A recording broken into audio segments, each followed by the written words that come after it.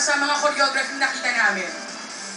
Preparation, masaya kaming ginagawa namin yung dance number namin para sa mga taga-Giggles. Pero nakatulog ang Gilas habang nanunood sa All-Star. Hindi mo ba nagustuhan yung nakita mo, Ping?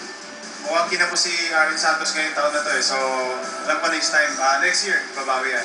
Pero I'm sure hindi nyo gagawin kapos ang labanan para sa lahat ng nanonood dito sa Digos. Ano ba ang aasahan namin mula sa All-Star? Anong klaseng laban, Arwin? Siyempre, nandun yung pagkaseryoso ng game para mag-enjoy naman yung mga tao at para matulungan din namin yung Gilas. Ano namang aasahan namin mula sa Gilas? Dahil siyempre, kagulat-gulat na biglang may ganung pakulo ang ating national team, Ping. Well, 100% maglalaro kami. Siguro ito yung simulan ng samahan namin ngayon. Kumbaga, gagawin namin lahat. Sabi nga ni Coach, kailangan focus. Bigyan din namin ng discipline yung laro ngayon. So, gagawin namin lahat. At syempre, ang mananalo ngayong gabi, bibigyan tayo ng special dance number. Balik sa inyo. Thank you, Erica. As we are just moments